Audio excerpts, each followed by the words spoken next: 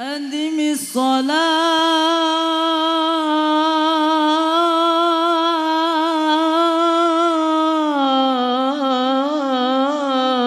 ala Nabi Muhammad. Bagus. Makasih. Bahkan kamu nggak kelihatan ngoyo, nyantai, nggak kelihatan mangapnya, nggak kelihatan ngedennya, tapi suaranya bagus kok. Hanya kakinya gemeteran. Bukan hanya kakinya, itu semua aku tahu sebenarnya.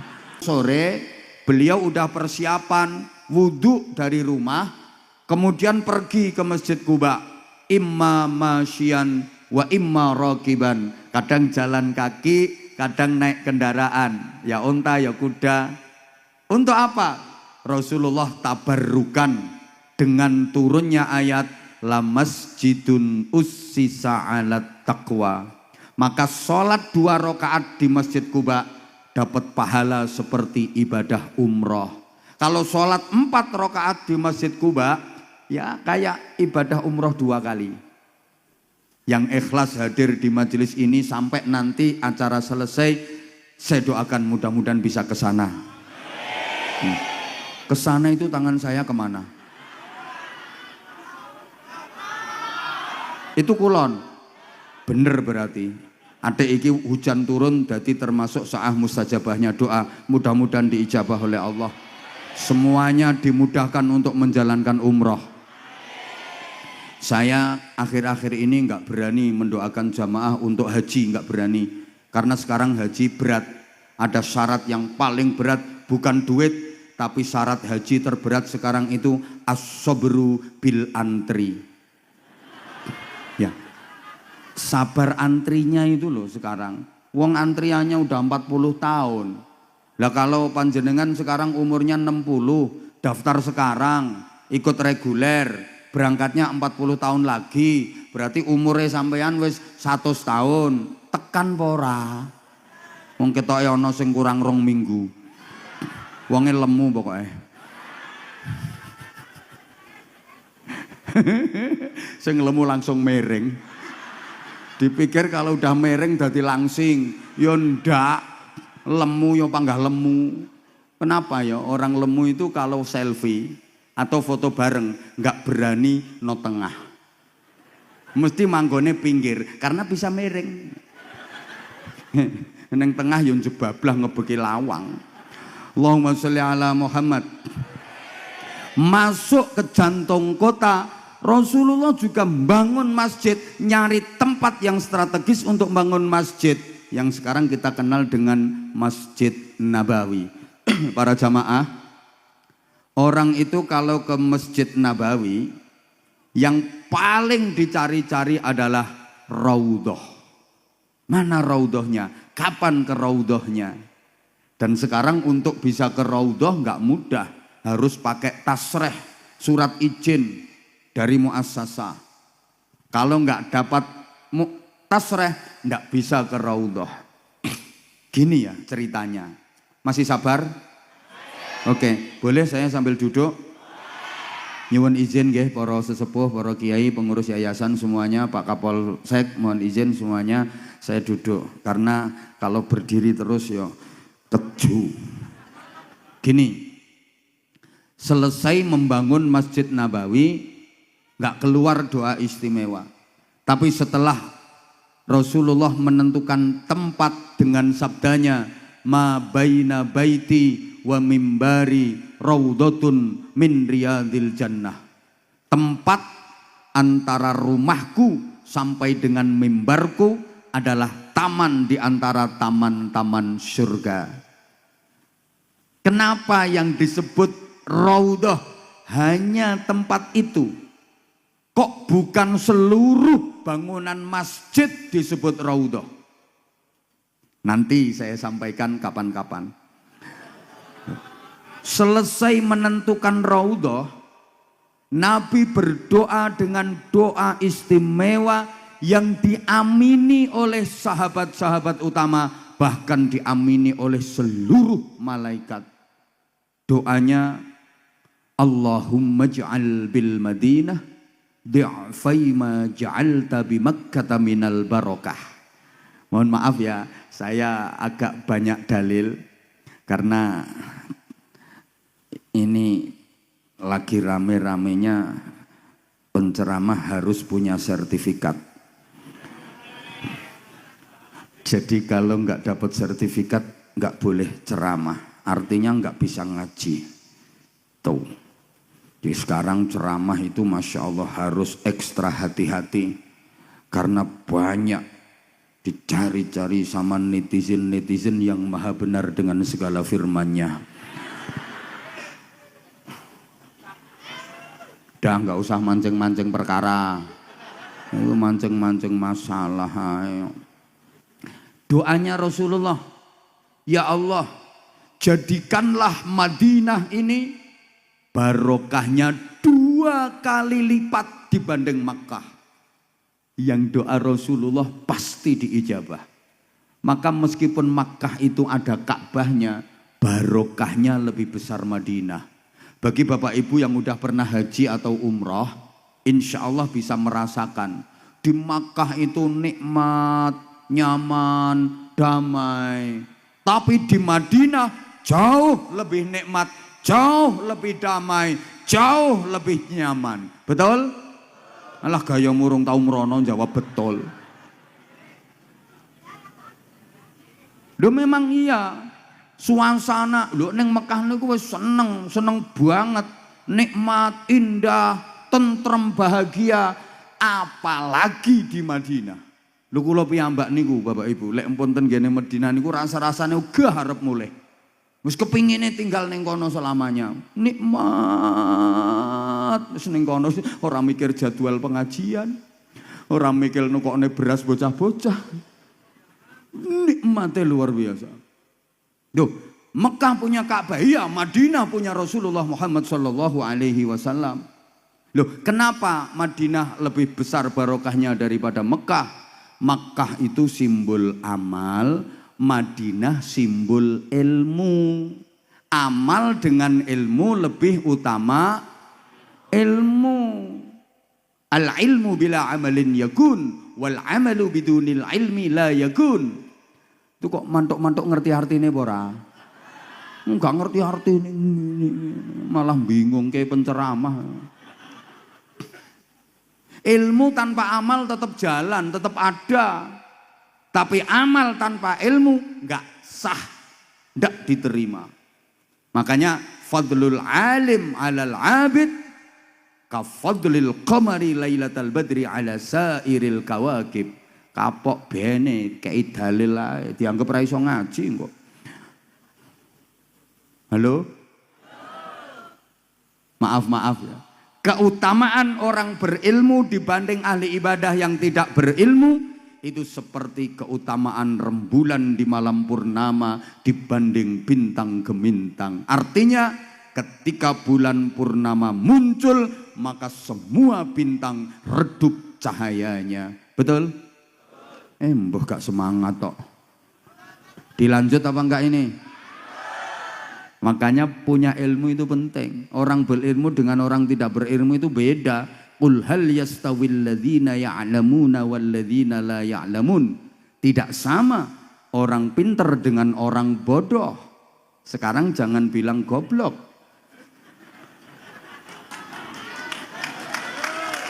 Bodoh saja. Wong pinter karo wong oon, padahal oon ya padha karo goblok. Ndak sama. Apanya yang ndak sama? Ya semuanya ndak sama. Gayanya ndak sama. Orang pinter itu gayanya pantes. Lihat orang-orang pinter itu kalau bergaya pantes. Foto pantes, selfie pantes. Orang pinter, orang bodoh maunya bergaya tapi jadinya lucu. Jalannya nggak sama. Orang pinter itu kalau jalan dikawal.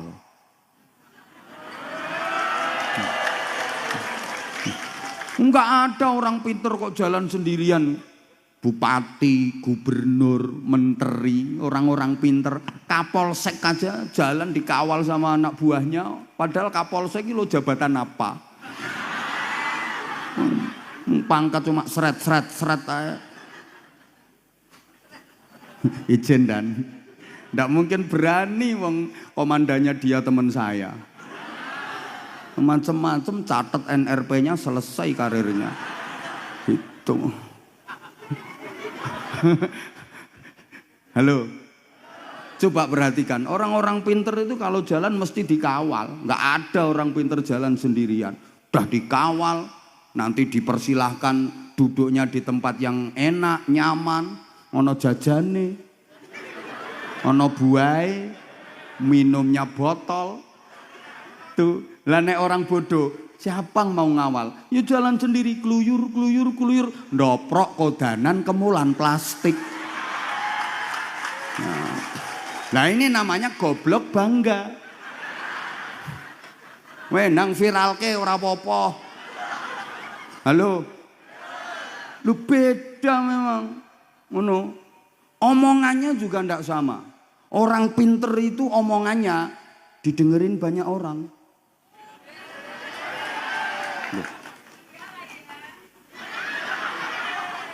Coba rapat. Kalau yang usul, yang ngomong orang pinter, semuanya diem, klep, cep, ndak ada yang cemluit.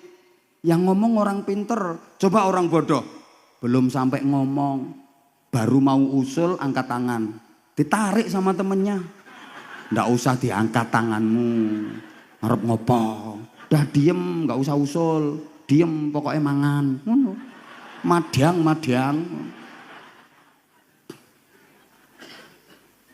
Bahkan maaf, ambune wae ora podo.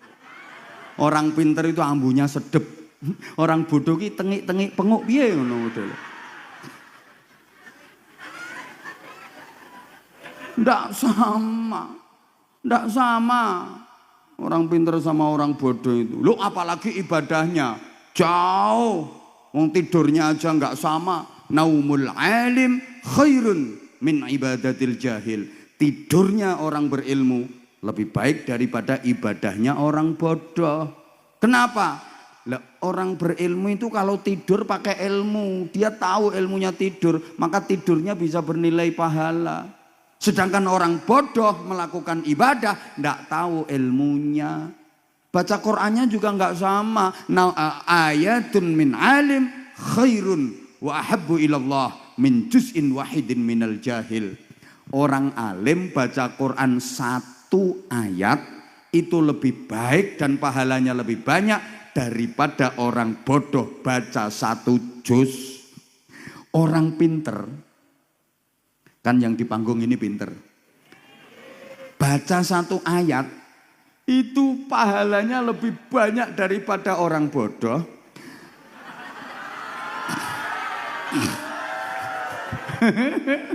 Nang viral ke baca 1 juz. Lah jadi kalau orang pinter misalnya baca 5 ayat, lah podo karo wong bodoh maca 5 juz. Masya Allah. Kenapa kok begitu? Karena orang berilmu, orang pinter itu kalau baca Quran angen-angen sak maknane. Lah kalau orang bodoh kan angen-angen sak mangane. Beda. Kalau ndak percaya ya. Saya ini nggak pinter, maaf saya nggak pinter, nggak layak. Makanya kalau dipanggil kiai udah nggak cocok blas, belum standar saya.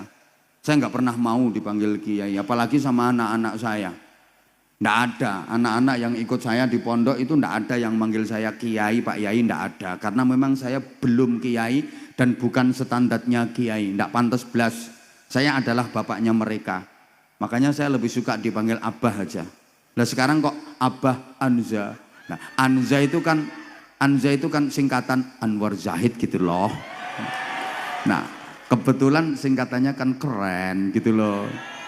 Anza Anwar Zahid. Kalau nama lengkapnya kan Ahmad Anwar Zahid. Mau dibaca lengkap, mau dipanggil lengkap Abah Ahmad Anwar Zahid kesuwen. Kelamaan yuk lebih akrab Abah Anza. Anak-anak saya semua manggil saya Abah. Saya sih sebenarnya pengen dipanggil Papa. Cuma tak angen-angen, tak pikir-pikir wong saya ini hitam pesek kok dipanggil papa, ndak cocok lah. Mau ayah kok udah terlalu umum, Pak yo kendesonen, ya wis abah umum. Kalau kiai enggak blas, bukan. Nah, saya yang enggak pinter aja. Sama tak kasih tahu ya. Kemarin bulan Rabiul Awal, bulan Maulid, itu saya ceramah itu ya Jawa Timur, Jawa Tengah, Jawa Barat, DKI, Banten sampai Sumatera, Kalimantan. Itu saya kemana-mana cuma bawa satu ayat tok ya. Laqad kana lakum fi Rasulillahi uswatun hasanah. Satu ayat tok. Hasilnya Masya Allah. Padahal cuma satu ayat. Ayo, sampeyan baca Quran 5 juz di musola, paling hasilnya ya tahu goreng, pisang goreng, tempe goreng, mendoan. 5 juz itu. Aku cuma seayat. Ayo. Duh, ya orang pintar sama orang bodoh itu ndak sama. Segala sesuatunya ndak sama. Lah, dia maksudnya. Ya udah dengerin, udah. Sekarang kenapa hanya tempat itu yang disebut raudhah? Yang luasnya kurang lebih 28 kali 16 meter. Panjang 28, lebar 16 meter. Kurang lebih, saya sendiri nggak pernah ngukur. Ya kira-kira. Kok nggak seluruh bangunan Masjid Nabawi disebut raudhah, taman surga? Kok hanya itu antara rumah sampai mimbarnya Nabi yang disebut raudhah? Sebab di tempat itulah Rasulullah mengajar dan mendidik sahabat-sahabatnya yang adalah murid-muridnya yang berarti santri-santrinya. Berarti di tempat itu Rasulullah membangun lembaga pendidikan. Allahumma sholli ala Muhammad. Namanya raudhah.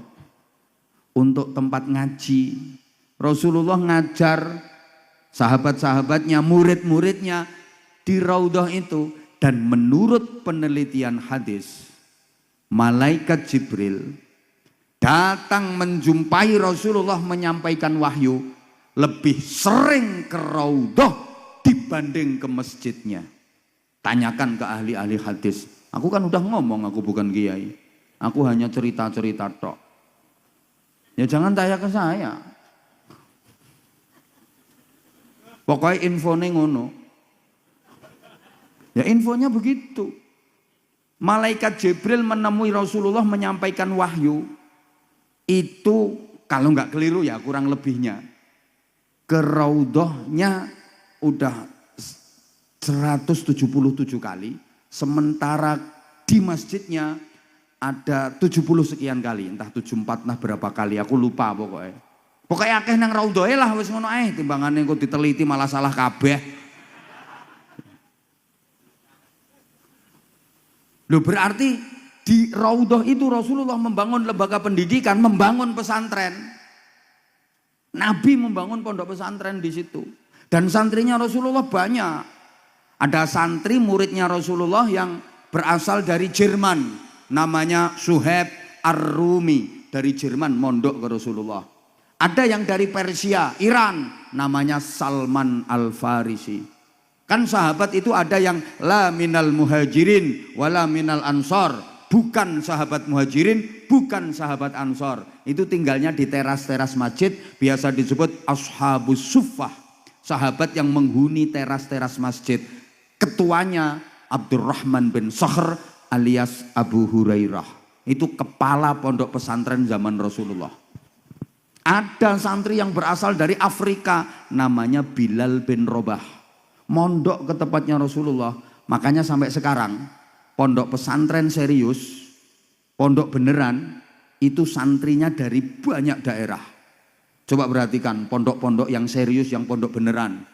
Kayak pondok Lirboyo, pondok Ploso, pondok Langitan, pondok Sarang. Santrinya mesti dari berbagai daerah. Itu pondok serius. Nah kalau santrinya masih ngutek 2 RT, 3 RT itu agak pondok pesantren. Rodok-rodok. Loh, kiai kalau kiai serius, kiai sungguhan, santrinya mesti berbagai daerah. Perhatikan loh kiai-kiai alim, kiai-kiai sepuh, itu santrinya mesti dari berbagai daerah. Nah kalau punya santri masih 2 RT, jangan ngaku dulu kiai jangan. Yuk rondok kiai. Halo? Ya Allah, diterusne apa ora iki? Nah, ini denger ya. Istrinya Rasulullah yang diajak ngasuh pesantren itu Sayyidah Aisyah. Loh, istrinya Rasulullah banyak. Tapi yang diajak ngasuh pesantren, terjun di dunia pendidikan, itu Sayyidah Aisyah. Makanya Nabi menyatakan, Inna ahabban nisa ilayya Aisyah, wa inna ahabbar rijali ilayya abuha. Wanita yang paling aku cintai itu Aisyah. Laki-laki yang paling aku cintai itu ayahnya Aisyah, Abu Bakar Siddiq. Kenapa Sayyidah Aisyah paling dicintai oleh Rasulullah? Apakah karena beliau cantik? Ternyata bukan. Bukan karena kecantikannya. Memang Sayyidah Aisyah itu cantik luar biasa. Dah cantik, pinter, cerdas, jenius, brilian, berakhlak mulia, perawi hadis, cantik pula. Kalau di sini kayak mana ya? Misalnya ya, sebentar. Izin Kapolsek ya. Kesempatanku nek ngene iki tok kok yo. Nah, cantiknya kayak mana ya? Sebentar. Oh, kayak tuwek yo ngacung. Gak ngono sok Aisyah kok ngono. Bentar mana ya? Ndak ada. Loh, bukan berarti orang Kedung Banteng ini nggak cantik-cantik ya, cantik-cantik sih. Tapi kalau dibanding Sayyidah Aisyah, sorry ya, kamu nggak level tahu. Bukan karena kecantikannya, tapi karena apa? Ya karena Sayyidah Aisyah itu ikut terjun di pendidikan. Istri Rasulullah yang paling banyak meriwayatkan hadis, Sayyidah Aisyah. Betul? Sama ora paham yo bene yo wis ngomong betul, nyonge ben lega. Betul? Nah, kalau gini kan kelihatan ohnya. Anyel. Nah, udah tak ringkes saya saiki. Waktune iki. Rasulullah nggih ngajar para sahabat, kemudian para sahabat mengajar tabi'in. Tabi'in ini muridnya sahabat. Dari sini dikatakan farubba muballaghin au amin sami'in. Banyak orang yang diomongi lebih bisa menampung ilmu dibanding orang yang mendengar secara langsung. Saya ulang, banyak orang yang diomongi itu lebih bisa menampung ilmu dibanding orang yang mendengar langsung. Yang mendengar langsung dari Rasulullah, para sahabat. Kemudian tabi'in diomongi sama sahabat.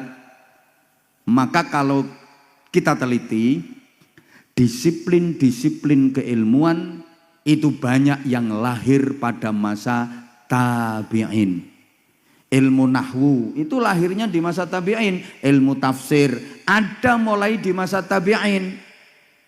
Ya Allah, kaya ora dong ngono diomongi.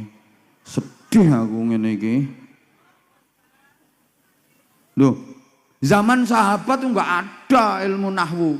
Pernah dengar Abu Bakar Siddiq bicara soal tamyiz, bicara soal maf'ul mutlak, mubtada khobar? Nggak ada. Itu mulai zaman tabi'in. Allahumma sholli ala Muhammad. Maka guru dikatakan sukses itu kalau punya murid yang reputasinya bisa melebihi gurunya, itu guru sukses. Kiai dikatakan sukses kalau punya santri yang kapasitasnya bisa lebih hebat daripada kiainya, itu kiai sukses.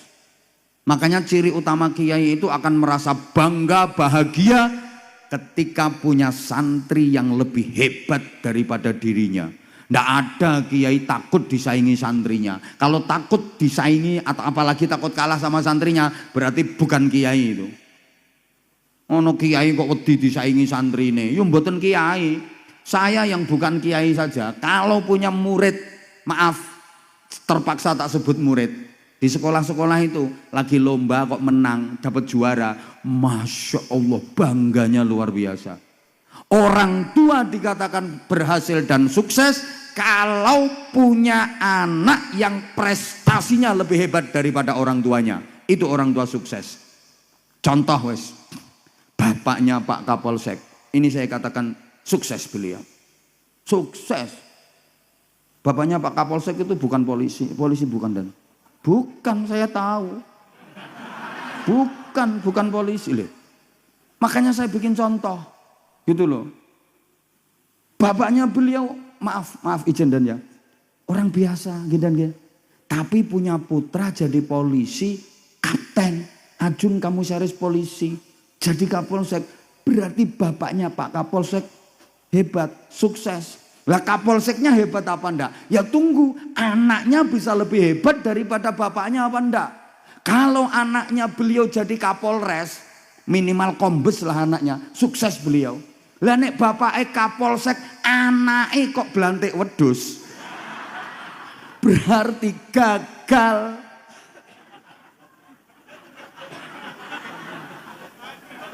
Loh, Kapolsek ini disebut sukses kalau punya anak yang jabatannya lebih tinggi daripada papanya, baru sukses. Kadang kan di rumahnya pora tuh ini. Lu orang tuh, makanya setiap orang tua pasti punya cita-cita punya anak lebih hebat daripada orang tuanya. Betul? Sejelek-jelek orang tua pengen anaknya baik. Betul? Nah, sing jawab betul ini memang orang tua jelek. Maling kok jelek-jeleknya orang. Nggak ada punya cita-cita anaknya jadi maling. Masa ada maling kok ngudang punya anak laki-laki. Nah, pokoknya perjuangannya bapak jangan sampai putus nak. Kamu nanti yang melanjutkan perjuangan bapak. Nggak ada itu. Punya anak masih bayi yo. Nah, nanti jangan kayak bapak nak ya. Bapak ini orang bejat. Kamu nanti harus ke pesantren ya nak. Biar bisa kayak Abah Hanza itu loh nak. Itu enak itu nak. Pegang mic sambil ngoceh 1 jam aja udah kelihatan itu nak. Oh, no.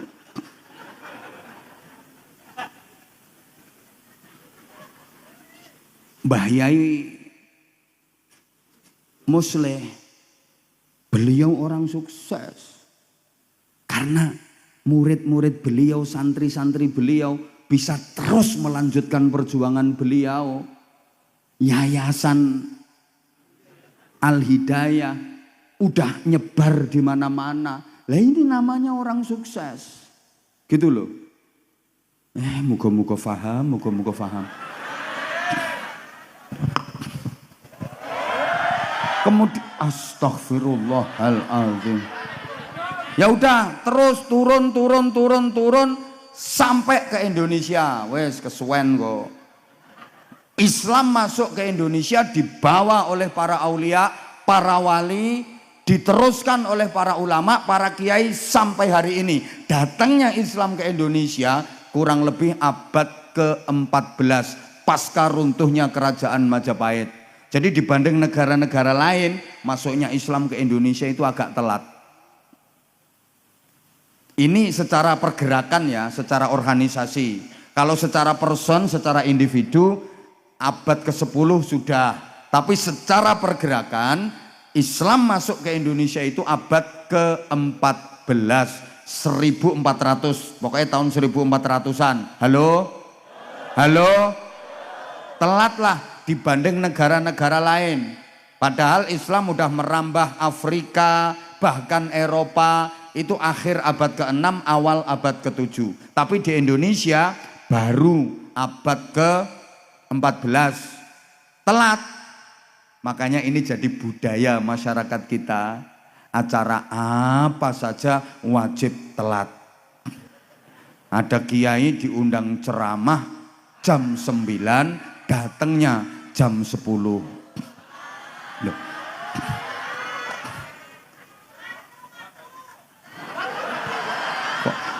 ngaku-ngaku. Lah kan aku udah ngomong, karena masuknya Islam ke Indonesia itu telat, maka jadi budaya masyarakat kita, acara apapun wajib, semakin telat semakin Indonesia. Kalau nggak telat bukan Indonesia. Makanya kita pakai waktunya WIB, waktu insya Allah berubah.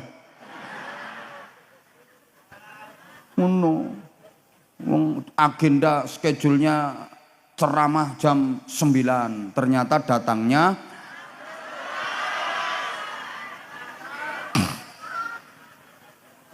berarti Indonesia banget. Duh, apalagi orang NU, undangan Basul Masail itu jam 8 pagi, prakteknya habis asar. Jadi semakin telat semakin NU. Nah maaf ya, telat itu identik dengan lambat dan ketinggalan.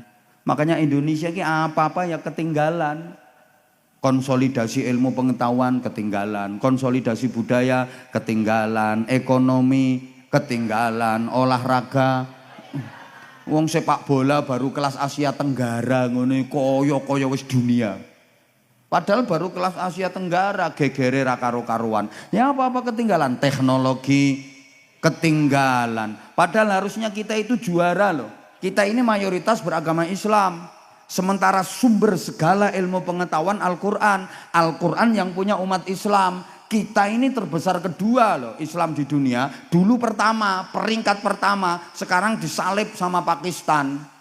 Jadi negara dengan jumlah penduduk paling banyak di dunia ini pertama Pakistan. Kita sekarang peringkat 2. Dulu kita peringkat pertama.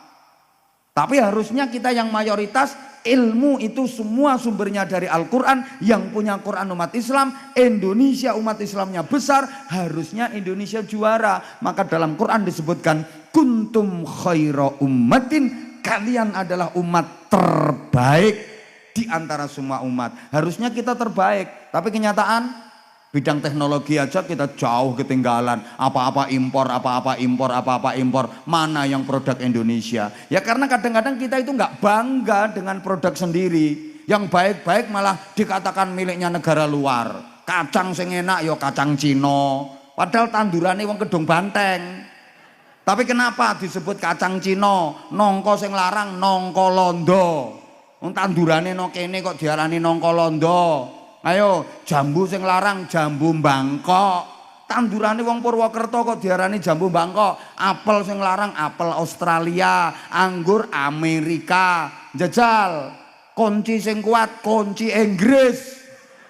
Rumput kuat rumput Jepang. Lah sing wae wong Jawa apa? Gula Jawa ndelewer kaya curek kuwi. Anyel aku ngene.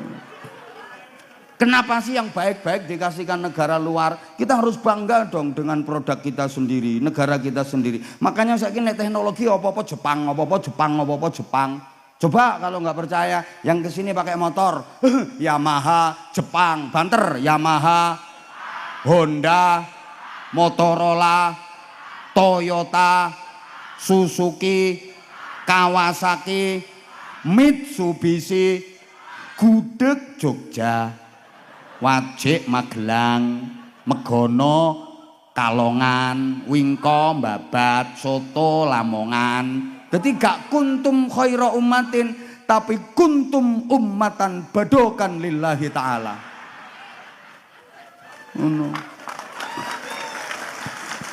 Makanya sampai ada istilah fi kulli makan, makan. Di setiap tempat mangan. Pokoknya soal badokan ini juara. Apalagi Purwokerto, manusianya kullu syai'in qalu. Wa idza pedok pisang goreng qalu. Wa idza ketemu sate qalu. Wa idza ketemu rawon qalu. Garis miring celutak. Anyel lah wong. Lah terus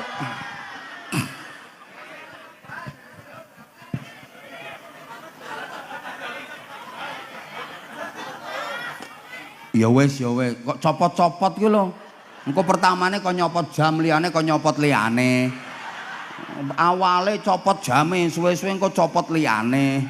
Kok sarung? Ora mikir dalemane. Mbok sik. Nah, Islam dibawa ke Indonesia oleh para wali. Sistemnya niru Rasulullah. Melalui pesantren. Iya, Sunan Ampel, Maulana Sayyid Rahmatullah bikin pesantren di Ampel Denta, Surabaya. Loh santrine yo macem-macem, kayak santrinya Rasulullah. Santrine Sunan Ampel ada yang putranya sendiri, Maulana Makhdum Ibrahim. Kemudian hari menjadi Sunan Bonang. Ada Sayyid Qasim, kemudian menjadi Sunan Derajat, putranya sendiri. Ada santri yang putranya ulama terkemuka waktu itu, Maulana Ishaq. Namanya Sayyid Ainul Yakin, Raden Paku, yang kemudian menjadi Sunan Giri. Ada santri yang dari kerajaan, putra kerajaan Sriwijaya, Raden Husain, kemudian menjadi Adipati Terung. Ada santri yang putra kerajaan Majapahit, Raden Hasan atau Raden Fattah, kemudian menjadi Sultan Demak Bintoro. Bahkan ada santri yang mantan berandalan, Raden Syahid Brandal Lokojoyo, kemudian menjadi Sunan Kalijogo. Loh ini bukti ya. Jadi berandalan nakal, kecekel kiai, kepegang kiai, jadi wali. Julukannya Sunan Kalijogo. Tapi kalau yang megang bukan kiai bahaya, bisa-bisa jadi Sunan Jogokali. Tukang mancing. Tuh. Berjuang di tengah-tengah masyarakat, membentuk madrasah, yayasan, dan seterusnya. Bahkan di masa penjajahan, para ulama yang mampu membakar semangat juang masyarakat, Allahumma sholli ala Muhammad, mengobarkan semangat perlawanan melawan penjajah, itu ya para ulama, para kiai. Ya mayoritas Indonesia beragama Islam kok. Tanpa mengurangi rasa hormat saya kepada saudara saya yang beragama lain. Yang beragama lain juga punya peran melawan penjajahan, punya peran untuk merintis republik ini. Tapi mayoritas Indonesia ini kan umat Islam, betul? Betul? Loh, kenapa kok kiai yang bisa mengobarkan semangat? Karena masyarakat kita itu manutnya sama kiai. Kiai itu semacam menjadi ikon di tengah-tengah masyarakat. Banyak problem keumatan selesainya pada tingkat kiai. Allahumma sholli ala Muhammad. Oh, masyarakat kita itu ada apa-apa larinya ke kiai kok, betul?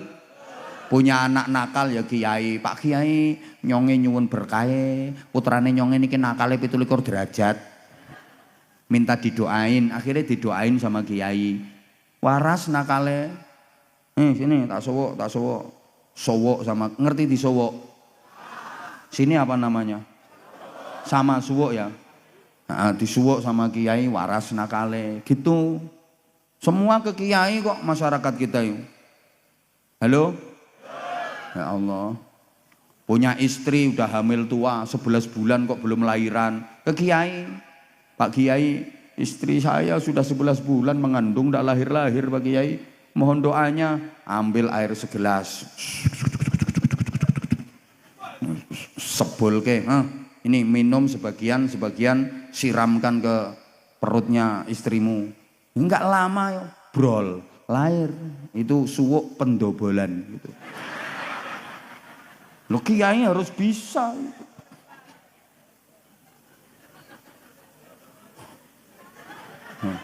Kiai sakit ya ke kiai. Kiai saya sakit gigi, kiai sakit gigi. Cenut sini disowok. Bismillahirrahmanirrahim. Godhong pari, godhong waluh.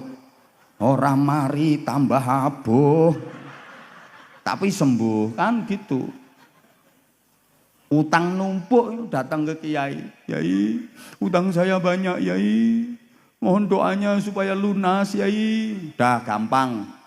Bacakan ayat kursi 1000 kali tanpa nafas. Mas, lunas sak wong-wonge kok. Tuh. Punya istri cerewet itu loh datangnya ke kiai.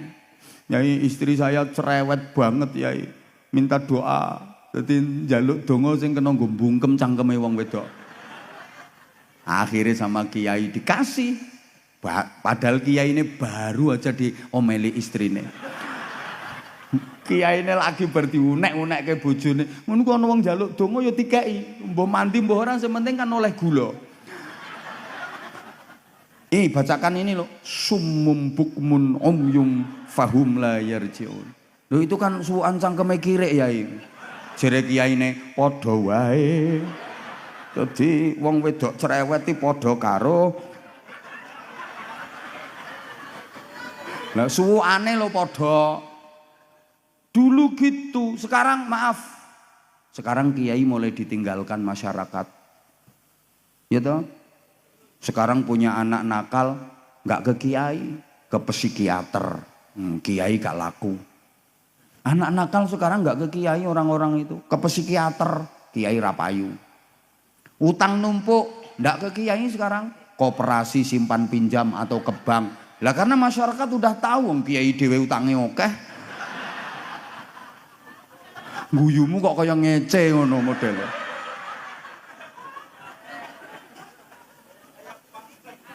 Kok ya pas jarene.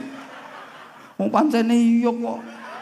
Kiai sekarang udah mulai ditinggalkan, sakit apa-apa nggak ke kiai, ke dokter. Punya istri udah hamil tua nggak lahir-lahir, nggak ke kiai sekarang. Dokter spesialis kandungan. Itu dokter spesialis kandungan itu biasanya di depan prakteknya itu ada plakat. Itu dokter siapa, terus SPOG, spesialis ogok-ogok itu. Lo kan SPOG dan kan itu kan spesialis ogok-ogok itu. Ya mbok kaya pas singkatannya. Kiai mulai ora payu, mulai ditinggalkan, maka jangan salahkan kalau ada kiai jadi tim sukses. Timbang nganggur. Ya mbah sapa? Ya soalnya wis ora dikanggokne masyarakat. Maka ya kiai jadi tim sukses pasangan tertentu. Jadi tim suksesnya calon bupati. Nah itu kan ya kan lu kiai cerdas itu malah. Masyarakat wis gak butuh kiai ngono. Ora kanggo yo ngono. Wong dulu ya Allah ya Karim. Waktu Covid kan 2 tahun lebih. Saya itu sepi.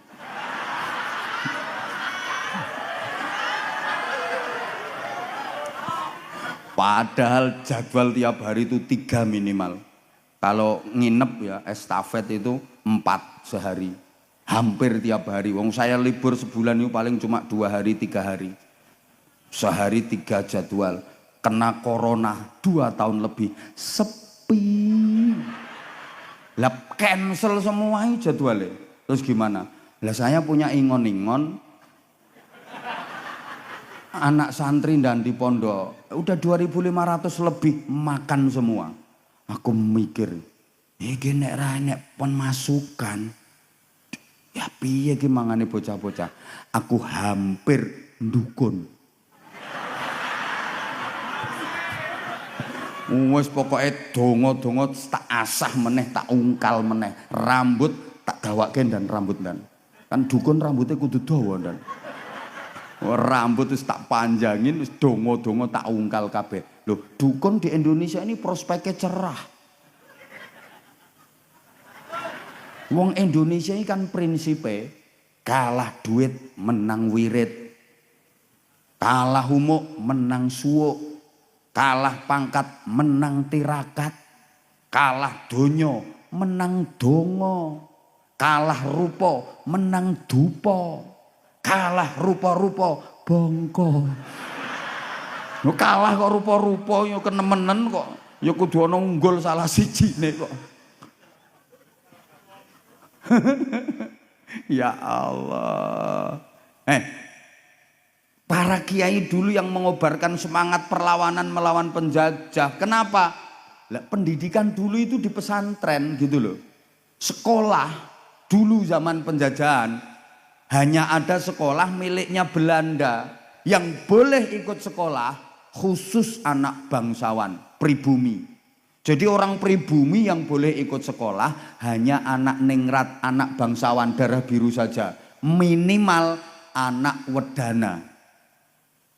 Selain itu ndak boleh ikut sekolah punya Belanda itu.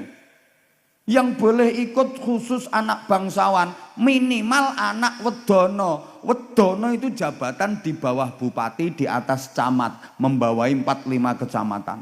Anake camat, anake kapolsek, ora entuk mlebu sekolah kono sik belum dianggap bangsawan. Kapolsek iki lho jabatan opo? Masih rendahan. Tuh. Loh, saya kan cerita zaman penjajahan dulu. Gitu loh. Sekarang ae kapolsek gayane.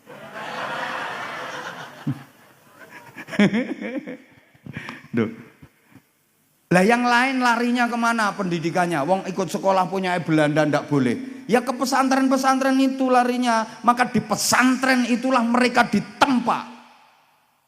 Termasuk ditanamkan jiwa patriotisme, nasionalisme.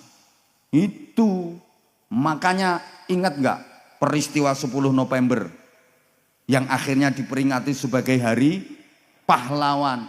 Loh, itu sebagai reaksi atas fatwa jihad Hadratus Syekh Kiai Haji Hasyim Asy'ari yang dicetuskan beliau difatwakan pada tanggal 22 Oktober 1945 yang alhamdulillah diapresiasi pemerintah sebagai hari santri nasional. Pecah 10 November lawan tentara sekutu. Lho, sekutu iki dudu sing ning ndasmu kuwi. Kuwi meng kutu kuwi. Iki sekutu iki gabung ngapunten tak ndas-ndaske. Ngapunten nggih, aku kan wis njaluk ngapunten. Sing ora trima ndang rene. Engko diumrohke engko. Kok sekutu itu kan gabungan dari tentara Belanda, Inggris, Prancis, Amerika. Lah kae para kiai dadi komandane, santri-santri dadi pasukane kae. Loh, bahkan siapa yang bisa membunuh pimpinan tentara sekutu namanya Jenderal Malabi itu. Santri itu, bukan polisi, bukan tentara. Ijen dan Ramil Kapolsek, ijen dan Ramile Singidan di belakang ngumpet ora ketok. Itu yang membunuh bukan tentara, bukan polisi, ijen. Oh, polisi belum ada, tentara belum ada waktu itu. BKR, TKR, kemudian jadi ABRI, terus TNI. Loh, belum ada waktu itu. Yang membunuh Jenderal Malabi, pimpinan tentara sekutu, santri itu. Loh, saya lihat sendiri saya pas nonton filmnya gue. Jadi, lah aku yang orang menangi tuh dan gak toko film fakta sejarah kok.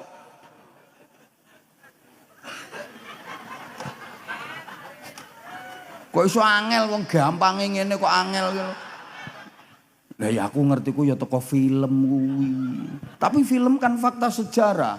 Itu santri itu yang membunuh. Makanya para pendiri bangsa ini, itu pendiri republik ini banyak yang pendidikan karakternya dari pondok pesantren. Makanya pahlawan nasional niku kathah lho kiai-kiai. Pangeran Diponegoro, kiai alim itu. Purwokerto ya? Hah? Ya sekitar kene iki pahlawan tok, Jenderal Sudirman, Pangeran Diponegoro. Oh, Pangeran Diponegoro niku alim alamah, hafal Quran, menguasai qiraah sab'ah. Nama beliau kan Abdul Hamid. Menguasai qiraah sab'ah. Makanya jubahan, pakai surban, naik kuda nyoncong keris. Fotone kuwi. Loh, lah iya. Saman tahu ngerti fotone Pangeran Diponegoro nganggo helm. Ya kuwi Satria Baja Hitam gue. Kiai Mojo. Oh, kiai peng-pengan itu pesantrennya besar. Kiai Teuku Umar. Kiai Imam Bonjol. Loh, Kiai Sultan Hasanuddin. Kiai Tengku Umar. Sak bunyaine kuwi, Bunyai Cut Nyadin, Bunyai Cut Mutiah. Wis ora usah mbok terusne tekan cut keke, cut Meriska, cut Tari. Wis ora ngomongno kuwi. Lho. Makanya pantes loh nek diperingati ono hari santri nasional pantes. Ada yang nanya, kenapa bukan hari kiai? Kok hari santri? Lah kalau santri kan lebih umum. Gitu loh. Maksudnya kalau kiai pasti berjiwa santri, pernah nyantri. Meskipun sudah jadi kiai tetap santri. Tapi kalau santri belum tentu bisa jadi kiai. Makanya ada hari buruh. Tapi kan nggak ada hari juragan, nggak ada karena semua juragan rata-rata pernah jadi buruh dulu, tapi tidak semua buruh bisa jadi juragan, gitu loh. Ada hari peringatan hari anak, tapi nggak ada peringatan hari orang tua. Setiap orang tua pernah jadi anak, kan hari ibu bukan hari orang tua. Oh pekok.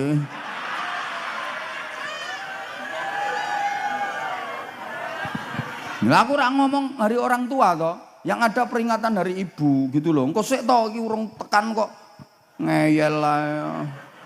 Nang nafsu taklone pekok wong padha pekoke ae kok. Ngapunten. Le iki padahal penceramah iki ra enek sing wani ngomong sing on pekok ngene soalé riskan.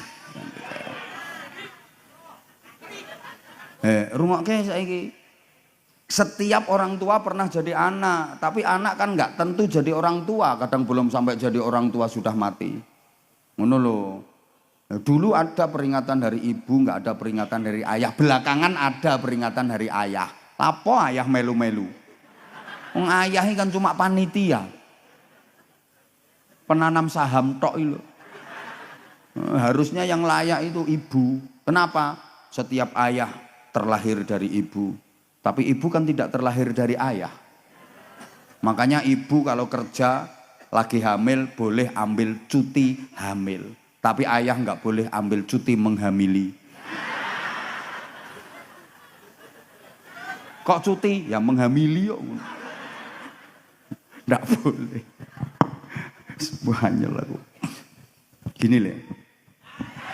Terus astagfirullahaladzim. Ini yang rewel-rewel pengen berlama-lama sama aku, maaf, rumahmu mana sih? Nanti aku mampir ke rumah kamu.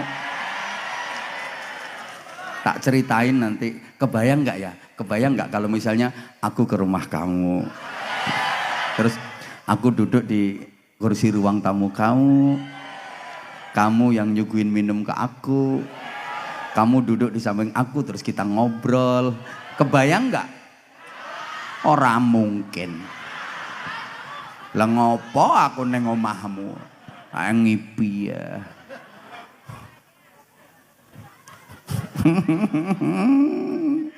Ya Allah. Ya Allah. Enggak sih, cuman aku seneng kok. Aku seneng banget. Kalau enggak seneng aku enggak datang ke sini. Insya Allah bahagia malam ini ketemu wajah-wajah penuh kreditan. Jadi setidaknya kan aku bisa melupakan sejenak bahwa kamu punya hutang yang belum beres gitu.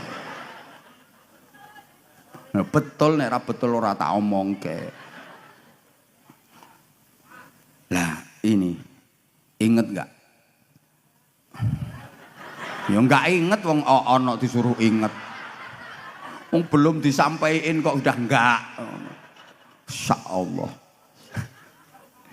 Bapak Pendidikan Nasional Ki Hajar Dewantara itu pas di awal-awal kemerdekaan pernah menghadap Presiden Soekarno, itu dimintai saran. Apa saran Bapak? Sampai ndak ngerti kan, hujan tiba-tiba reda aja. Sama ndak ngerti kok. Apanya yang udah capek? Astagfirullahaladzim. Itu namanya nggak menghargai doa kiai. Tuh. Saya tadi banyak diem merenung itu, ya Allah, terang ya Allah, terang ya Allah, perlahan-lahan, gitu. Perlahan-lahan, ngono. Buktinya aku belum datang tadi kan hujan terus. Siapa ngomong kebetulan?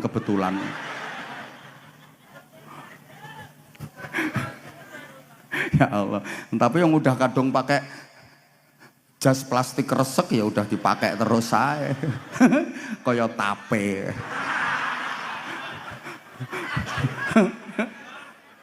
Kari ngekei ragi ya.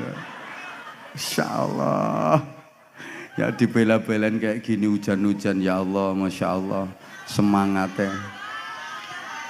Insya Allah. I love you semuanya. Love you ya Allah.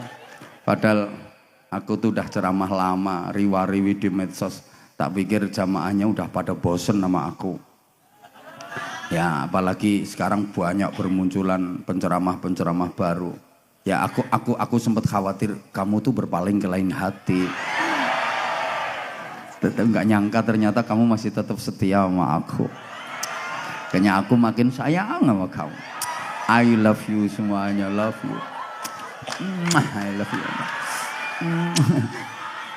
Sing tuwek ra usah. Tuwek melu kisbah gilani ya.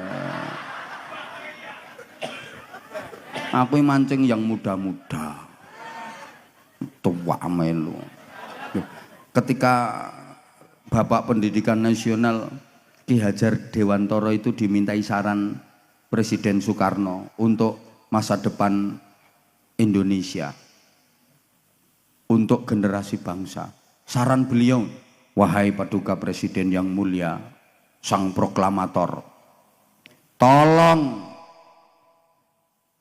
jangan tinggalkan madrasah-madrasah, jangan dinomorduakan madrasah-madrasah, jangan meninggalkan pondok-pondok pesantren, karena cikal bakal berdirinya republik ini adalah dari lembaga-lembaga pendidikan agama. Makanya kalau ada pejabat kok ndak baik hubungannya dengan kiai, dengan pondok-pondok pesantren, biasanya kualat. Misalnya ada kapolsek, diundang di acara haulnya kiai, kok kapolseknya nggak datang tanpa ada uzur, mesti kena masalah. Untung malam ini datang.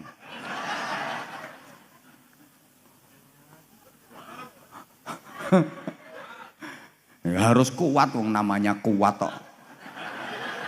Mosok di roasting ini ora kuat, ya aja dadi polisi nek ora kuat. Gua harus kuat. Udah jam 12 lewat. Tuh.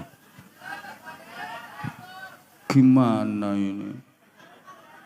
Orang ngaji itu umumnya ya udah, berarti minta tambahan waktu. Ya udah, itu namanya lembur ya. Ya kalau tambahan waktu itu lembur. Nah, yayasan ini dibentuk itu mencerdaskan bangsa, sehingga karakter yang diharapkan itu bukan hanya IQ-nya saja yang hebat, tapi harus juga SQ, EQ-nya. Jadi intellectual quotient, emotional quotient, sekaligus spiritual quotient. Understand? Hujan mana?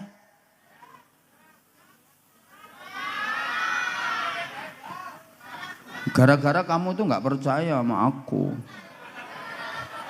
Halo? Ya Allah, gak direken ngono ngajak lanjut kok. Ini lo udah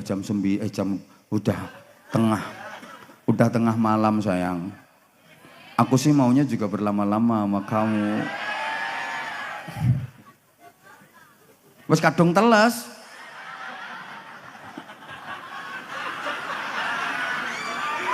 Emang kamu habis ngapain kok sampai teles-teles? Tapi nggak sama aku kan?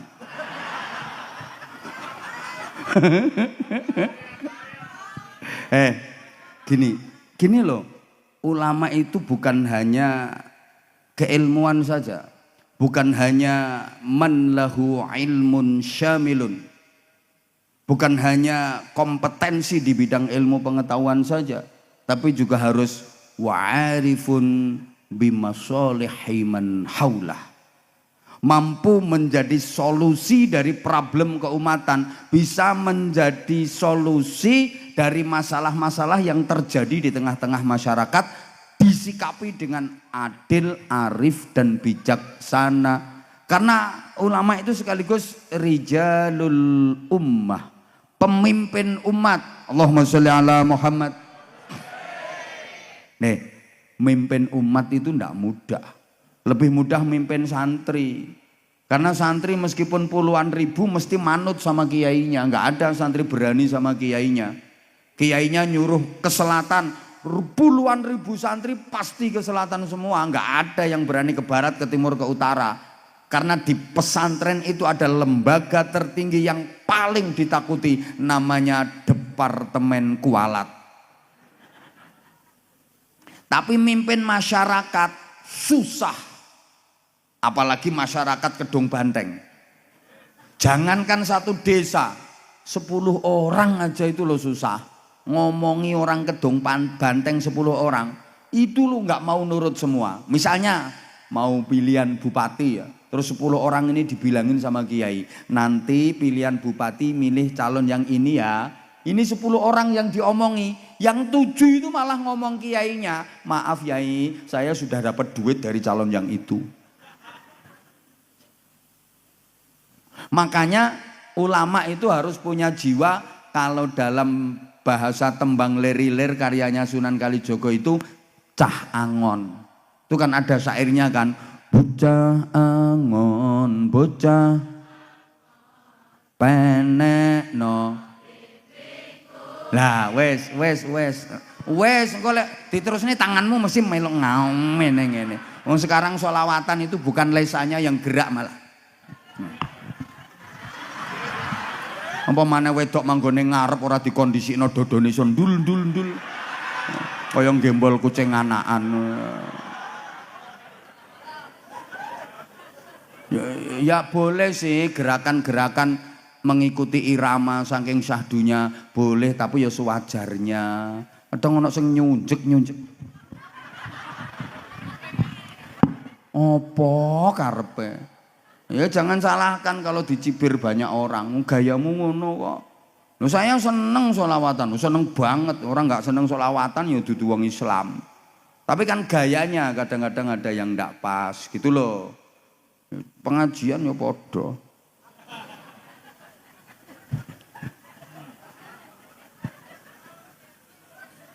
Harus punya jiwa angon, ar-ra'i. Nah, angon itu mengetotkan, mengintili itu loh, mengintili. Loh ini bagian dari sukses dakwahnya. Kenapa penjajah gagal?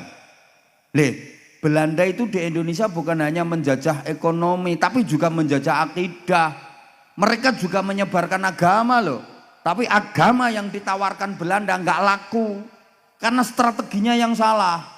Lah para wali ini akulturasi budayanya keren. Jadi merangkul masyarakat dengan budayanya, kemudian disisipi dengan nilai-nilai Islam. Karena masyarakat kita itu dulu suka gendeng-gendeng. Halo?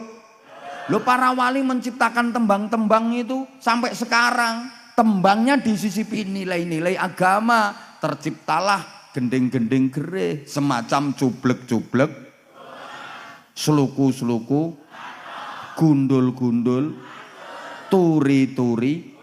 Loh sampai sekarang masih hafal. Enggak langsung semua dikasih Allah Ta'ala qala sallallahu alaihi wasallam. Enggak. Kadang medianya itu pakai gendeng-gendeng seperti itu. Karena masyarakat kita dulu sukanya itu, gitu loh. Akhirnya masyarakat simpati, seneng. Enggak dikit-dikit haram, bid'ah, syirik. Andaikan seperti itu enggak laku di masyarakat kita. Allahumma sholli ala Muhammad. Bayangkan coba, ini Kanjeng Sunan Derajat itu punya santri dibilangi, kamu jangan kalah sama kodok ya. Maksudnya apa? Loh kodok itu aja selalu ngaji sama Allah. Masa iya? Loh itu kalau habis hujan lihat itu di kali-kali itu. Kodok-kodok pada ngaji. Bareng didengerin ternyata bener. Habis hujan deres itu kan sungai-sungai itu penuh air. Itu kodok-kodok itu pada ngaji. La in syakartum la azidannakum wala in kafar. Oh kodoknya pindah rene. Kodok jilbaban. Loh. Coba gitu. Yusabbihu lillahi ma fis samawati wa ma fil ard, itu diimplementasikan oleh makhluk yang bernama bebek. Loh, jenengan dengernya bebek itu suaranya kan padahal itu baca tasbih nih. Subhanallah, subhanallah, subhanallah, subhanallah. Saiki tak tirokne wer wer wer wer wer wer sulastri sulastri sulastri sulastri wer wer sumiati sumiati sumiati wer sunarse sunarse sunarse wer wer wer wer supiah supiah supiah wer sulikah sulikah sulikah. Loh, Sunan Giri itu dawuh ke santri-santrinya, contohlah lebah dikongkon tiru tawon. Lo tawon itu selalu berzikir hidupnya apa ya? Leya tawon terbang itu denger kupingmu kan padahal itu dia berzikir Allah Allah Allah Allah Allah Allah Allah Allah Allah Allah Allah Allah Allah Allah. Kalau nggak percaya pegang satu tempel nih kupingmu dengerin nih. Engkau lewat diintip cetet ya Allah zikir itu gitu loh. Ya masa kalah sama sapi? Sapi aja kalau habis dapat nikmat dia langsung bersyukur. Kasih makan, kasih minum, bersyukur itu sapi. Alhamdulillah. Apa? Persis. Ini tak sampluk salon. Di persis-persis kayak lho. Lho, wong Jawa ki ilate kaku meh muni Arab.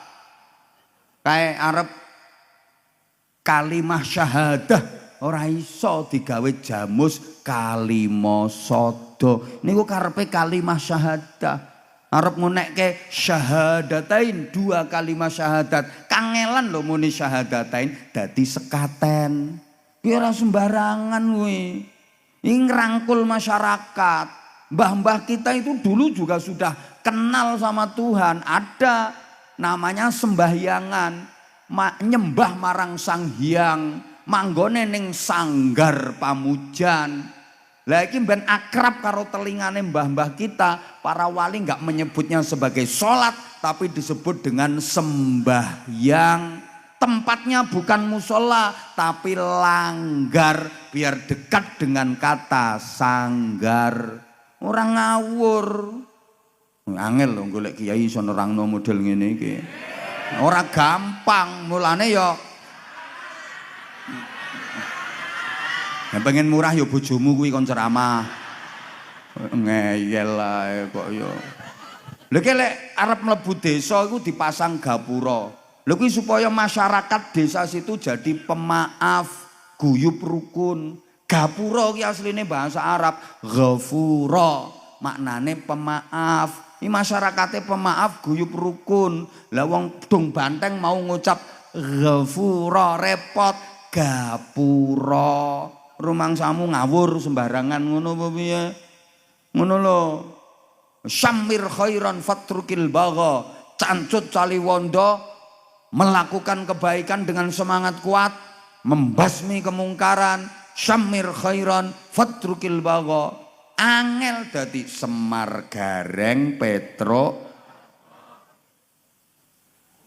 skandani kok ngono lho iki terus astagfirullahalazim. Lha ayo tahlilan lho. Dengan tahlilan ini tanpa sadar, secara tidak sadar, maaf ditanamkan jiwa nasionalisme. Wong tahlilan itu juga ekspresi dari Pancasila. Ngono lho, wong tahlilan ki Pancasilais. Kok iso? Ayo coba diurut. Pancasila kuwi silane ada berapa?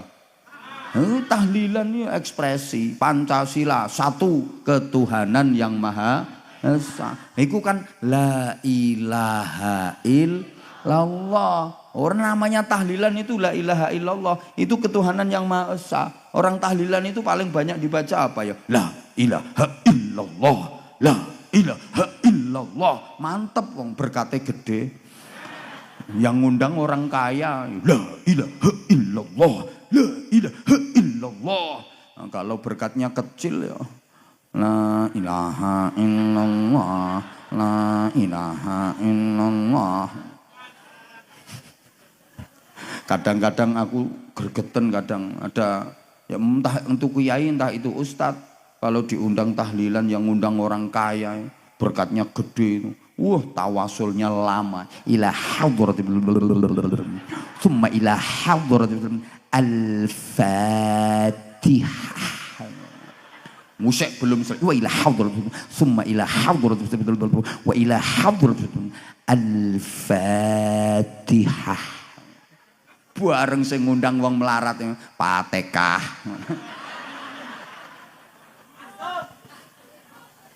Gak tepak. Dua, kemanusiaan yang adil dan orang tahlilan itu kemanusiaan yang adil dan beradab. Yang tahlil manusia, betul-betul memanusiakan manusia, adil, semuanya sama orang tahlilan itu. Sama, duduknya sama, tempatnya sama. Ini aja panitia yang modelnya kayak membeda-bedakan. Ini yang pejabat taruh di panggung, duduknya di kursi. Tuh yang kere-kere ndoprok-ndoprok itu. Tuh. Tapi tenang, ini hanya tampilan dunia. Hanya tampilan dunia, sepertinya yang di kursi, yang di panggung lebih mulia, lebih terhormat daripada yang ndoprok di bawah. Tapi dalam pandangan Allah belum tentu yang di kursi dan yang di panggung lebih mulia, lebih baik. Bisa jadi yang keplok-keplok dan doprok di bawah itu hakikatnya lebih jelek. Ngono.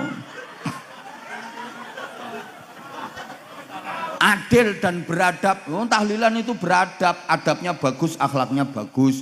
Ketemu ya jabat tangan, rangkul-rangkulan, pakaiannya berukut nutup aurat, beradab. Pernah ngeliat jamaah tahlil ibu-ibu nganggo BH tok. Sampai nganggo cawet ngisor ngene. Koyok purel ngono. Ndak ada. Berukut, pokoknya lek gelem melu tahlilan mesti beradab. Ketemu nggak mungkin teman-teman jotos-jotosan, nggak. Jabat tangan, senyum, rangkul-rangkulan, maaf-maafan. Beradab, mau tahlilan beradab. 3, persatuan Indonesia. Orang tahlil itu bersatu, kumpul jadi satu. Bersatu orang tahlil. Masa tahlilan kok satu di sini, satu di sana, satu di sana? Ndak lah, persatuan kok. Gitu loh. 4, kerakyatan. Loh, rakyat tahlilan yang dipimpin oleh hikmat, yang mimpin kiai, bunyai, ustadz, ustadzah, hikmat. Ndak ada bandar togel, bandar ekstasi mimpin tahlil itu ndak ada. Yang mimpin itu hikmat, kebijaksanaan dalam permusyawaratan. Tempat musyawarah loh tahlil itu. Kalau ada problem, ada masalah di tengah-tengah masyarakat, selesai dengan musyawarah dalam jamaah tahlil. Perwakilan satu keluarga, kalau ada undangan tahlil 1000 hari kematian, perwakilan satu orang saja yang berangkat. Jangan berangkat semua, bangkrut yang ngundang. Itu loh perwakilan kok. 5, keadilan berkat bagi seluruh rakyat yang diundang. Itu nasionalis. Wes nggak sido rampung nih. Dah.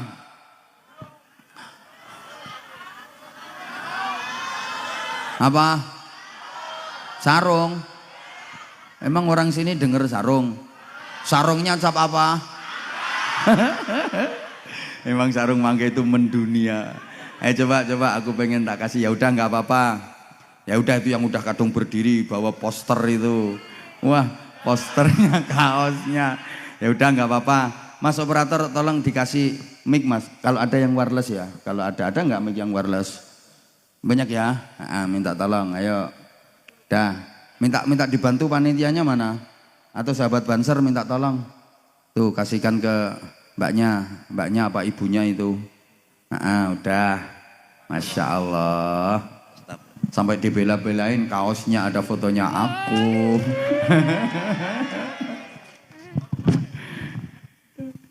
Assalamualaikum warahmatullahi wabarakatuh. Waalaikumsalam warahmatullahi wabarakatuh. Namanya Ibu? Mbak Tuti. Oh, Mbak Tuti. Nggih. Alamatnya mana? Alamatnya Desa Dukuwalu, Kecamatan Kembaran, Kecamatan sebelah timur Kabupaten Banyumas. Ikut Kabupaten Banyumas apa ikut Purwokerto? Kabupaten Banyumas. Oh, udah Kabupaten Banyumas. Nggih. Sini Oh. Kedung Banteng juga Kabupaten Banyumas. Yang mana? Kecamatan Kedung Banteng tidak ikut Purwokerto tapi ikutnya Kabupaten Banyumas. Ini Banyumas. Nggih. Katanya Purwokerto. Nggih, karena kotanya Purwokerto. Kotanya Purwokerto. Kotanya Purwokerto. Nggih, ada 4 kecamatan. Ada 4 kecamatan. Nggih, kalau yang Kabupaten Banyumas ada 23 kecamatan. 27. Nggih, Oh 27. gitu. Nggih, betul. Masya Nggih. Allah. Ya udah. Itu kok pakai kaos ada fotonya aku yang bikin siapa? Saya sendiri, Mbak. Soalnya kemarin pernah pesen di Shopee tapi adanya pendek. Jadi saya pesen sendiri yang panjang biar enak. Yang nyablon siapa? Percetakan. Oh, percetakan. Nggih. Ya tadi katanya bikin sendiri. Maksudnya desainnya desain sendiri. Oh, desain Nggih. sendiri. Percetakan itu tulisannya apa? Mencintai tanpa mengikuti dusta, mengikuti tanpa mencintai hampa. Aku padamu, Pak. Kul huwailik kesuwen. Kayaknya udah lama ya mengikuti ceramah-ceramahnya aku. Alhamdulillah tadi saya juga sudah absen yang Abadi Purbalingga di Ansa Channel. Heeh. Sudah absen di live chatnya. Oh, ikut live-nya tadi. Di setiap hari, Pak. Berarti udah subscribe di channel aku. Sudah mengikuti IG-nya Aba Anza Official, kemudian Anza Channel, Anza Media, jadwal pengajian Kiai Haji Anwar Zahid dan yang lainnya. Aku loh padahal nggak ngerti. Nggih.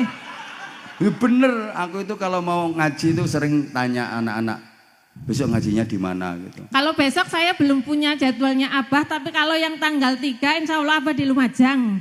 Terus yang tanggal 4? Tanggal 4 belum, tanggal 5 saya ada tapi di HP, kemudian insya Allah nanti tanggal 6 Abah semoga sehat selalu. Amin. Bersama rombongan tindak umroh. Amin.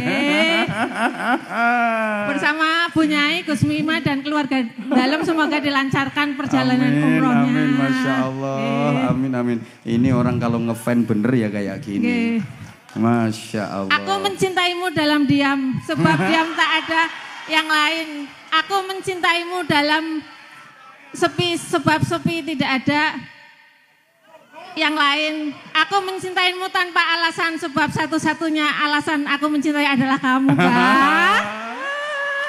Apal betul, keren, Masya Allah. Top. Nun sewu nggih Abah, karena Abah kan sering mengajarkan kalau kepingin cepat dipanggil haji atau umroh itu hendaknya nyangoni nggih, Bah. Iya.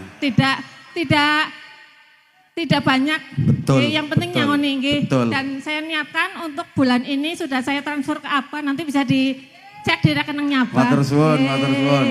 Itu kalau diniatkan untuk nyangoni umroh, Nggih. insya Allah nggak lama lagi panjenengan akan dipanggil Allah menjalankan Amin, ibadah amin, umroh. amin, amin, ya Insya Allah Allah. nggak lama Nggih. lagi panjenengan bisa ziarah Makkah Madinah. Amin, nggih. Udah pernah belum?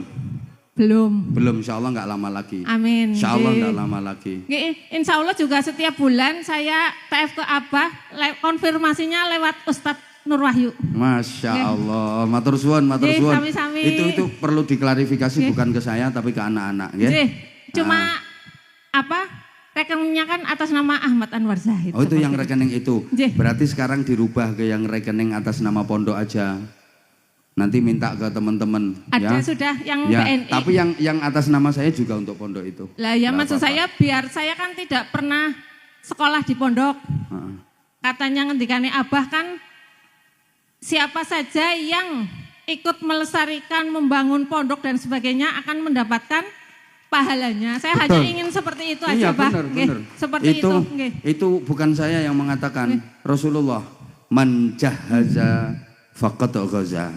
Siapa yang ikut membekali persiapan, memberi bekal persiapan bagi orang yang akan pergi berjihad berperang, walaupun dia nggak ikut perang, dapat pahala sama dengan pahalanya yang berperang. Dalam bahasa Jawa gini, sopo wonge nyangoni wong sing budal perang, walaupun orang melu perang, entuk ganjaran podo karo ganjarane sing perang. Sopo wonge nyangoni kiai, krungu ora iki Kapolsek iki? Loh enggak, sama jenengan ikut berkontribusi di dalam perjuangan Yayasan Al Hidayah. Ya walaupun jenengan nggak ikut ngajar di Al Hidayah, ya kalau memang itu betul-betul manfaatnya untuk murid, untuk peserta didiknya, untuk masyarakat, ya berarti jenengan menjadi bagian dari keluarga Al Hidayah. Itu loh, gaji guru walaupun nggak ikut mulang, itu dapat pahalanya kayak yang ngulang, kayak gurunya. Itu memang iya kok. Makasih Ibu, makasih. Tambah. Amin, insya Allah. Amin, insya Allah. Insya Allah jenengan segera bisa ziarah Makkah Amin, Madinah. amin. Top. Amin. Ya Allah, begitu kok langsung berdiri. Emang belum pernah ketemu saya secara langsung. Baru kali ini, tetapi kalau di Anza Channel setiap hari minimal 2 kali saya mengikuti. Masya Allah. Ibu kok sempet-sempet di tengah-tengah kesibukan, emang nggak punya kesibukan kok ngikuti terus? Ya punya, Bah. Saya kerja dan kebetulan juga besok berangkat pagi jam 7, tetapi tidak apa-apa. Ya Allah. Karena demi Abah, saya rela apapun. Padahal besok pagi jam 7 udah kerja loh itu. Nggak apa-apa, Bah. Putranya berapa? Saya belum, Bah. Oh belum, Belum. Masya Allah belum Mbak ya. Ya, mudah-mudahan segera. Amin, nggih. Ya Allah, ya Allah, ya udah tak kasih kenang-kenangan aja, sarung cap. Mangga. Oke, kasih kenang-kenangan sarungnya. Ya, loh beliau ini malah TF terus loh ke rekening yayasan, rekening saya. Bukan pamer nggih, Bah, tetapi ya bener. Nggak usah disebut nominalnya, nggak usah. Ngendikane Bener. Gus Baha katanya setiap kebaikan tetap harus disiarkan kepada orang lain biar banyak bener. orang lain mengikuti juga. Tahadusan binikmah, enggak apa-apa, bagus. Tujuannya untuk memberi motivasi. Lah kalau nanti kebaikan nggak ditampilkan, yang tampil malah kemungkaran nanti. Kayak gitu. Enggak apa-apa, cocok.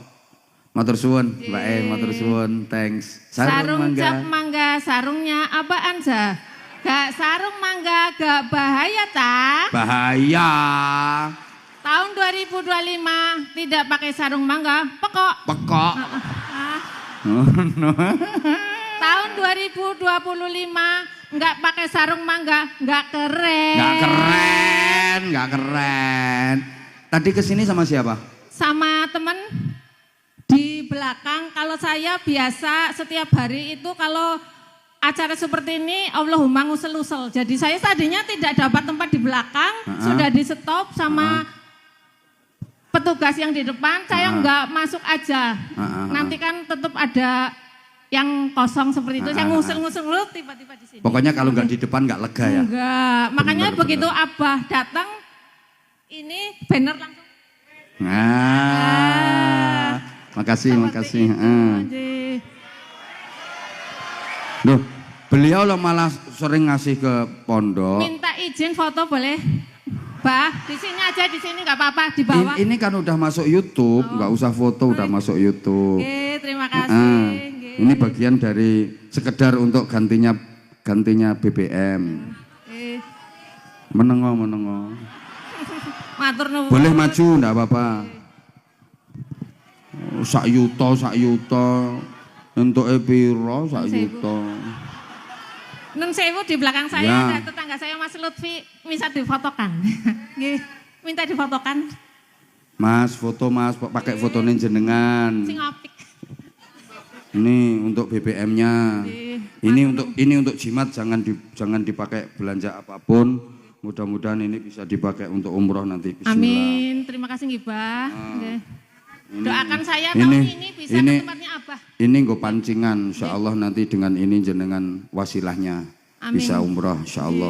Ini jangan dipakai belanja apapun, ditabung, disimpan. Bah, derek titip saged, Bah. Ini sudah saya terima nggih, Bah. Iya, Anak yatim, Bah. Iya, boleh. Ya ojo duit kuwi. Oh iya. Pakai duit yang lain. Itu kan dari saya. Malah badi aku ini kok.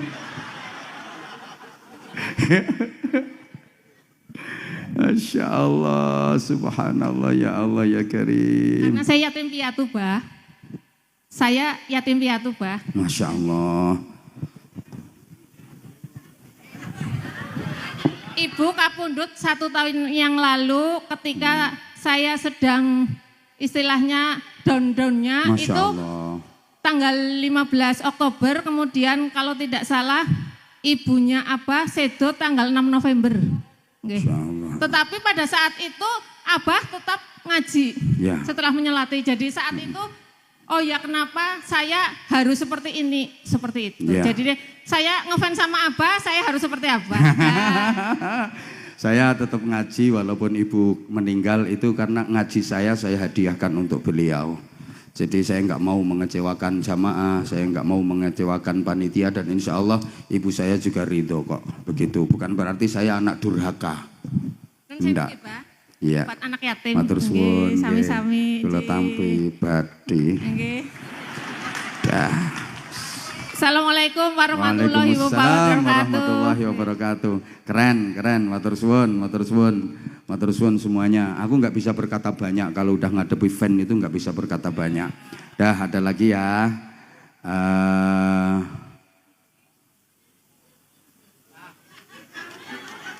Kamu pengen ya udah, ayo. Ini lokasian ini pengen. Dah, ayo salam dulu. Assalamualaikum warahmatullahi wabarakatuh. Waalaikumsalam warahmatullahi wabarakatuh. Namanya Abdul Somad, Abdus Somad, asal dari Jawa Barat. Jawa Barat. Nggih, Kok jauh? Jawa Baratnya mana? Sukabumi. Sukabumi. Berarti bahasa sehari-hari pakai bahasa Sunda. Di sini, Bukan, ya kalau di sini, kalau di sini ya bahasa Jawa. oh bahasa Jawa. Karena udah lama mondok sih. Oh lama mondok. Mondoknya di Al-Ittihad Pondok Abah Labi. Al-Ittihad di pondoknya Abah Latif. Udah berapa tahun? Berarti 2,5. Oh 2,5. Iya. Sekolah formalnya Iya sama.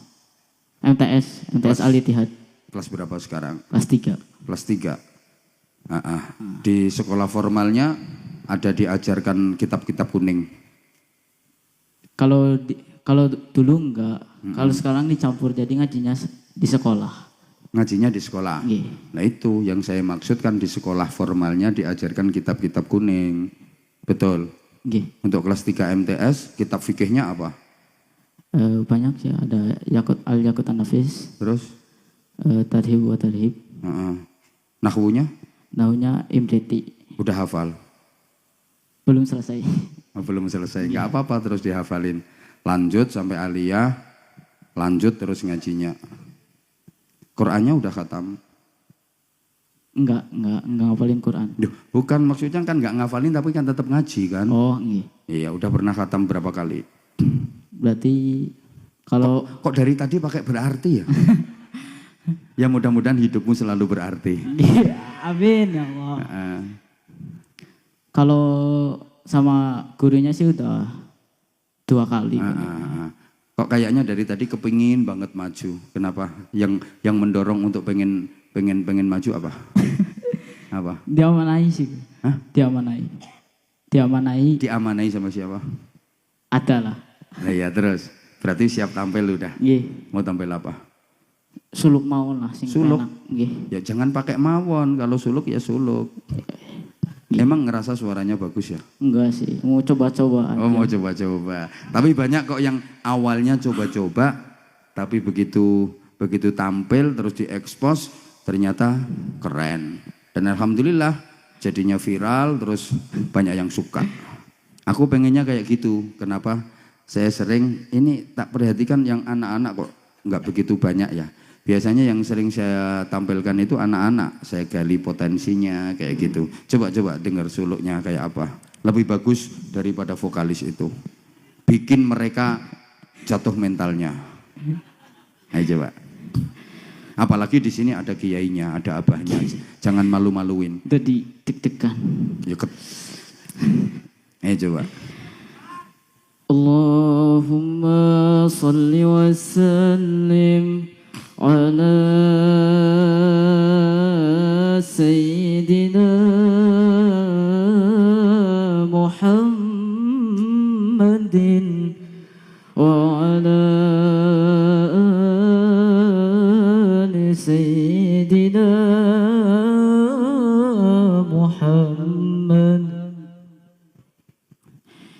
أدمي الصلاة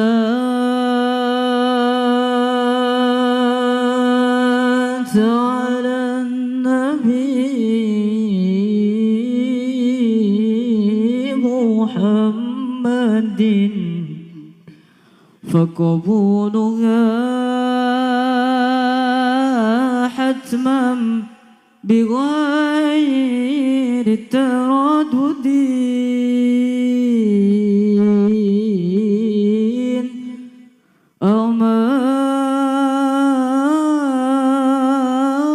أعمالنا بين القبول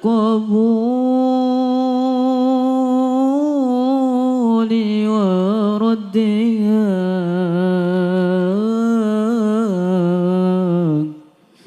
إلى الصلاة على النبي محمد أدم الصلاة على النبي محمد فقبولها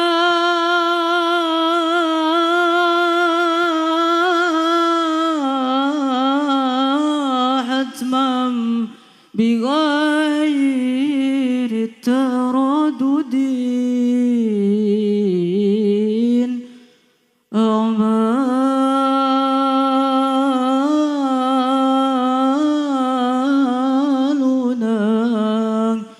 بين القبول وردها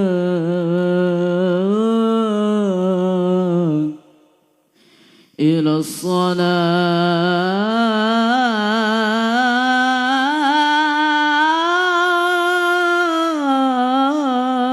على النبي محمد صلوا على النبي محمد Salli wa sallim alaih. biasa mono ya. Dibiji-biji dewe. Bagus kok. Bagus. Makasih. Bahkan kamu nggak kelihatan ngoyo, nyantai, nggak kelihatan mangapnya, nggak kelihatan ngedenya, tapi suaranya bagus kok. Hanya Kakinya gemeteran. bukan hanya kakinya itu, semua aku tahu sebenarnya. Makanya walaupun nggak spesial tak bilang bagus. Kenapa? Makharijul hurufnya, tajwidnya yang masih kurang pas. Ya namanya masih belajar kok. Saya suruh sama kayak kamu tadi nggak bisa saya. Nggak bisa, saya hanya bisa nilai. Loh, iya emang nggak bisa, aku nggak bisa.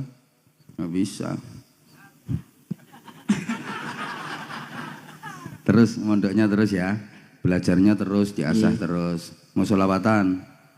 Enggak usah lah. Kok kayak jatuh mentalnya? Lemas. Enggak, emang kamu nggak usah kayak gitu, udah lemes bawaannya. Nah, makanya biar nggak lemes kan ya harus, pokoknya yang penting percaya diri. Tuh, percaya diri, aku bisa. Apapun, semua potensi yang ada digali. Keren kok, bagus, tepuk tangan. Sudah. Nah, gimana? Semuanya lo kasih aplaus ke kamu, karena saya suruh.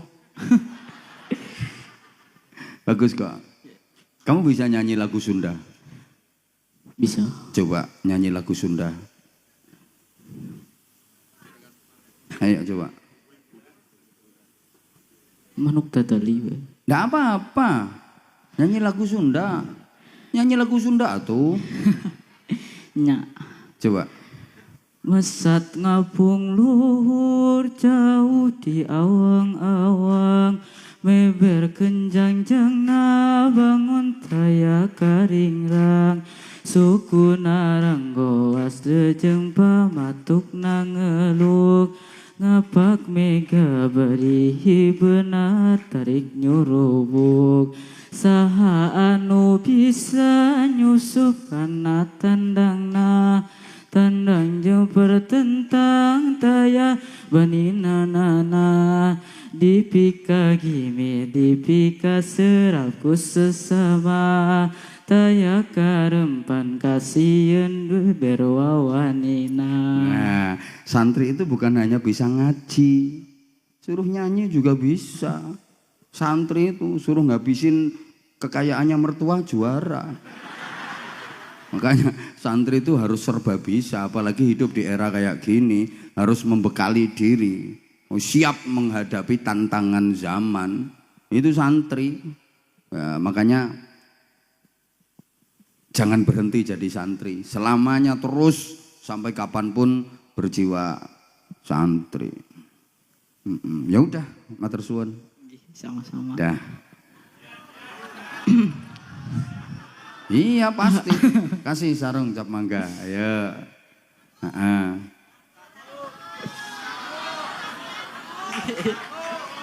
Ya Allah. Makasih. Kata-kata dulu ayo. Sarung mangga. Ya. Sarung mangga, sarung ulama Nahdlatul Ulama. Gitu. Jangan banyak-banyak. Ya sarungnya siapa saja yang mau pakai sarung. Kok aku jadi ingat kemarin pas di mana ya, pas di Kalimantan Selatan itu ada kepala desa ya, kasih sarung. Kata-kata Pak Kades, sarung mangga, sarungnya dibuka, nambah keluarga.